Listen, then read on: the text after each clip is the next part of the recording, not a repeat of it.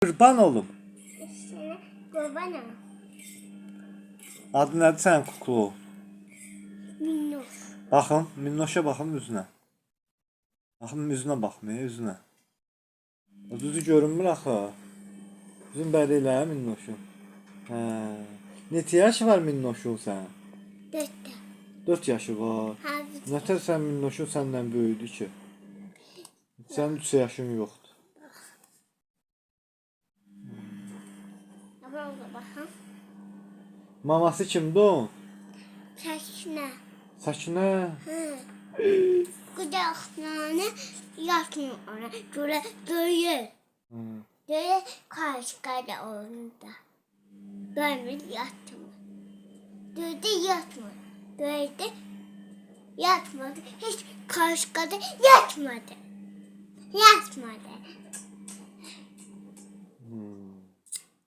Niyə yatmadı görəsən? Yatmadı karşıqada. Döydüm.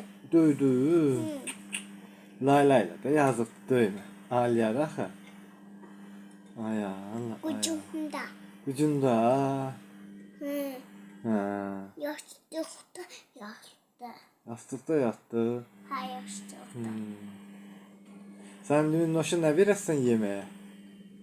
Aç yeməyə. Aş verəsən. Hə, acıb. Acıbcan. Aç ver oradan. Aç ver. Nə verim? Aç. Buna. Ay baş, aş yox da orada.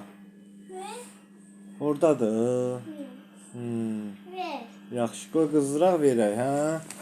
Ver də. Sən hara getdin? Qoy kalaskasını yatsın, dursun, sonra yemək yesin. Acıdı. Yox, qoy yatsın, sonra duranda aş verərik, yeyər də. Yox. Soyundurma, xəstələnər. Xəstələnər qızım. Üstünü qoy kalaskaya, üstünü ört. Qoy yatsın da, yazıqdır. Aferin, yox belə. Hə, üstünü ört indi tez. Tez üstünü ört. Ay Allah. Ayaqlarını keçir. Hə. Tez üstünü ört qızım. Hə, Layla. Layla ilə gözlərin yum. Baxın. Layla ilə. Layla ilə. Layla ilə. Şş, elə.